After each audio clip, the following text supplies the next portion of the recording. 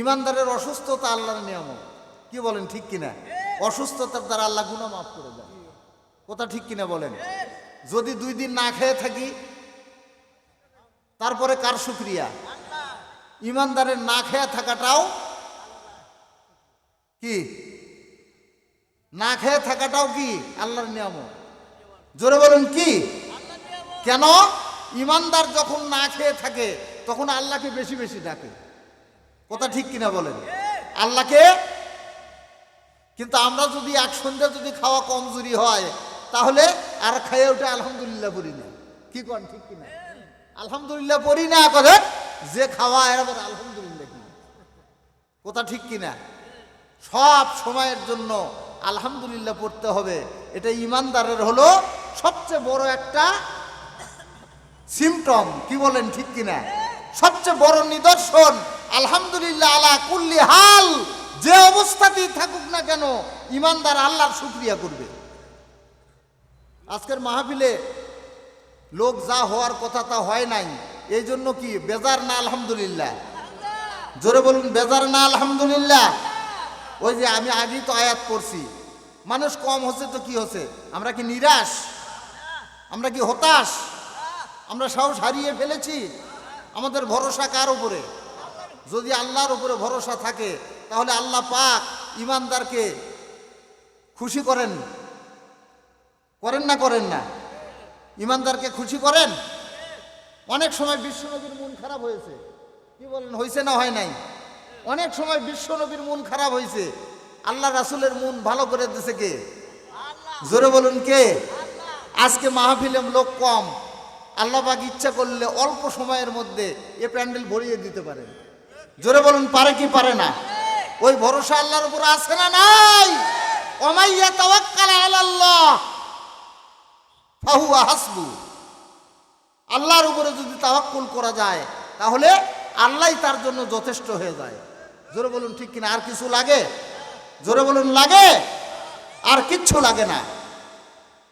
আমি আলোচনা শুরু করার আগে যে কথাটা বলবো সেটা হলো, সাফল্যজানির মানুষের চাইতে বেশি সৌভাগ্যবান মানুষ আমার মনে হয় শুভগাছা গ্রামে আর নাই।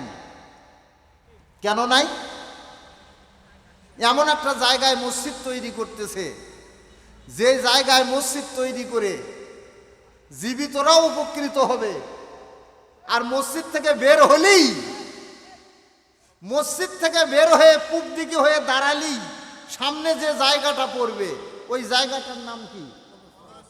এই জোরে বলেন কি? আচ্ছা ভাই, কবরস্থানের পার্শ্বে মসজিদ হওয়া এটা কবরবাসীদের জন্য ভালো না খারাপ? জোরে বলুন, ভালো না খারাপ? আমার মা মারা গেছে, আমার বাবা মারা গেছে, কোথায় রেখে আসছি, বছরে একদিনও যাওয়ার সুযোগ হয় না। আর সাফল্যজানির মানুষেরা দিনের মধ্যে 5 বার মসজিদে নামাজ পড়ে পূর্ব দিক হয়ে ঘুরে মা বাবার কবর পাবে, কবরের পাশে দাঁড়িয়ে জিয়ারত করবে। 5 বার না হলে অন্তত ফজরের নামাজের পরে তো করবে। কি ভাই? কবরের পাশে মসজিদ হওয়া এটা সৌভাগ্যের লক্ষণ। জোরে বলুন ঠিক কিনা? কবি নজরুল সারা জীবন গেয়ে গেছেন, মসজিদের ওই পাশে আমার কবর দিও ভাই, মসজিদেরই পাশে আমার কবর দিও ভাই, যেন গোর হতেও মুয়াজ্জিনের আজান শুনতে পাই, মসজিদেরই পাশে আমার। আমার গোরের পাশ দিয়া ভাই নামাজিরা যাবে, পবিত্র সেই পায়ের ধ্বনি এই অধম শুনতে পাবে, গোরাজাব থেকে এই গুনাহগার পাইবে রেহাই, মসজিদেরই পাশে আমার কবর দিও ভাই, মসজিদেরই পাশে আমার। জোরে বলেন মারহাবা। এটা সাফল্যজানির মানুষের জন্য সৌভাগ্য। জোরে বলুন ঠিক কিনা? মসজিদ থেকে বের হলেই সামনে কবরস্থান। বিশ্বনবী বলেছেন, নাহাইতু কুম আন জিয়ারাতিল কুবুর। এমন একটা সময় ছিল আমি তোমাদেরকে নিষেধ করেছিলাম যে কবর জিয়ারত করো না। আল আনা ফাজুরুহা। বিশ্বনবী বললেন, কিন্তু আমি সেই নিষেধাজ্ঞা প্রত্যাহার করলাম, উইথড্র করে নিলাম। ফাজুরুহা, এখন তোমরা কবর জিয়ারত করো। ফাইন্নাহা তুযাক্কিরুল আখিরা, কারণ এই কবর জিয়ারতের মাধ্যমে আখিরাতের কথা তোমার হৃদয়ের মধ্যে আল্লাহ স্মরণ করিয়ে দিবেন। সাফুলজানের মানুষ তো নাই, কি বলবো, কয়েকজন আছেন। প্রত্যেক দিন ফজরের নামাজের পর কবর জিয়ারত নসিব হবে। ওই কবরস্থানে একদিন আপনিও তো যাবেন, কি বলেন, যাবেন কি না? কবরে যেয়ে দেখেন আজকের এই মাহফিলের কি গুরুত্ব। আমি আর আপনি আসি নাই, কিন্তু ওই কবরে যারা শুয়ে আছে, আরে ওদেরও আমার মতো এক সময় রং ধরা যৌবন ছিল, কি বলেন, ঠিক কিনা? কিন্তু জং ধরে শেষ হয়ে গেছে। ওরা কবর থেকে আফসোস করতেছে, হাই রে সাফুলজানির মুসলমানেরা, জীবিত আছো, কোরআনের মাহফিলে বসলা না। আর যদি আমরা জীবিত থাকতাম তাহলে আমরা কোরআনের মাহফিলে গিয়ে বসতাম, ঠিক কিনা বলেন? আরো একটা খুশির খবর আপনাদের জন্য, সেটা হলো এই যে সাফুলজানি মসজিদ নির্মিত হচ্ছে। আল্লাহ রাসূল হিজরতের পর মদিনাতে গিয়ে যে মসজিদে নববী নির্মাণ করেছিলেন, ঠিক একই আদলে সাফুলজানি মসজিদ নির্মিত হচ্ছে। কেমনে? আমি ইতিহাস দিয়া সুন্দর করে বুঝিয়ে দেব ইনশাআল্লাহ। তার আগে যে কথাটা বলবো আবারও ঘুরে ফিরে একই কথা, মানুষ কম, আমরা নিরাশ হই নাই। আমাদের নিরাশার সময় আশার আলো জ্বালিয়ে দেন কে? জোরে বলুন কে? আপনারা জানেন, বিশ্বনবী যখন মক্কায় ইসলাম প্রচারের কাজ শুরু করলেন, তখন মক্কাবাসীরা লাল গালিচা সংবর্ধনা দিয়া আল্লাহ রাসূলকে গ্রহণ করেছিলেন নাকি? হ্যাঁ, ওই দেখেন কয় হ হ। এ মুসলমানের ভাগ্যের উন্নয়ন কেমনে হবে?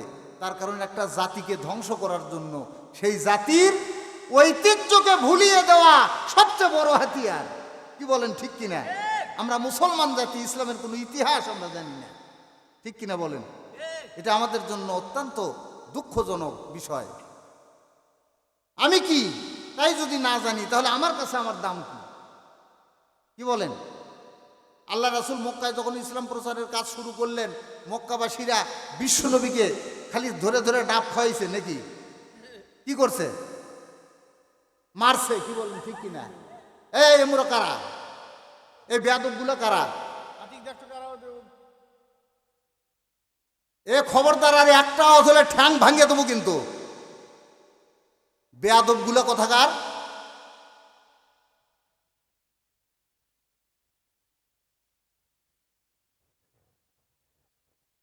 বিশ্বনবী মক্কায় ইসলাম প্রচার করতে গিয়া নিপীড়ন, নির্যাতন, ঠাট্টা, বিদ্রূপ, উপহাস, মারধর, কি বলেন, ঠিক কিনা?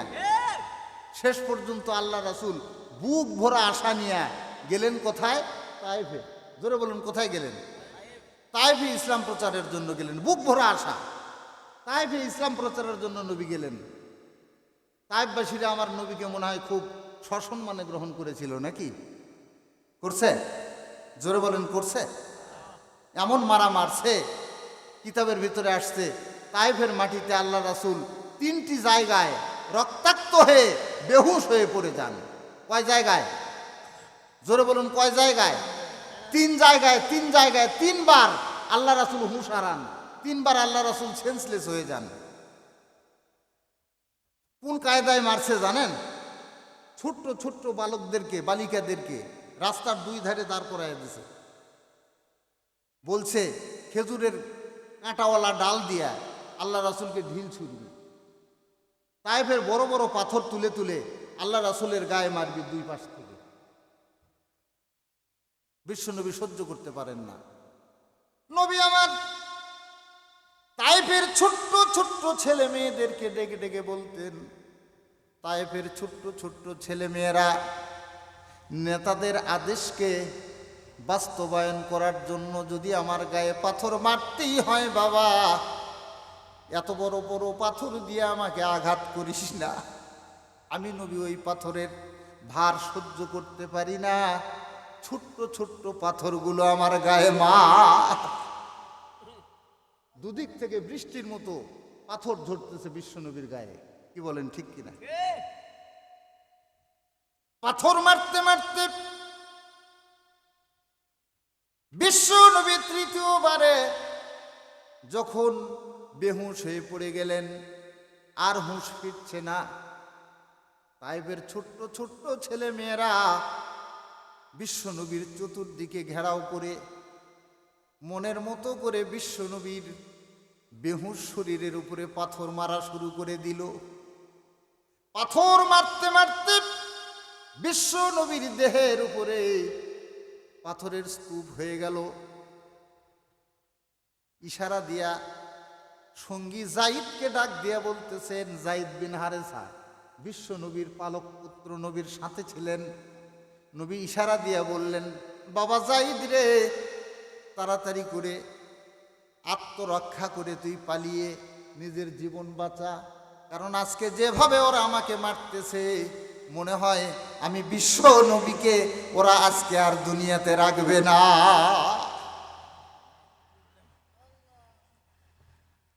জাইদ বলেন, আমি বড় একটা গাছের আড়ালে চলে গেলাম। কোথায় গেলাম? গাছের আড়ালে চলে গেলাম।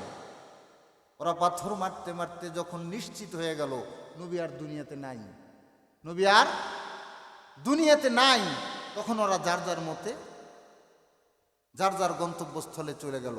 তখন আমি আস্তে আস্তে গাছের আড়াল থেকে বের হয়ে আমি বিশ্ব নবীর কাছে গেলাম। কিন্তু নবীর শরীরের কোনো অংশ দেখা যাচ্ছে না, পুরা দেহটাই পাথরের স্তূপের নিচে পড়ে গেছে। হযরতে জায়েদ বলেন, আমি দুহাত দিয়া পাথরগুলো দুই দিকে সরিয়ে বিশ্ব নবীকে বের করলাম, কিন্তু চিরদিনের চেনা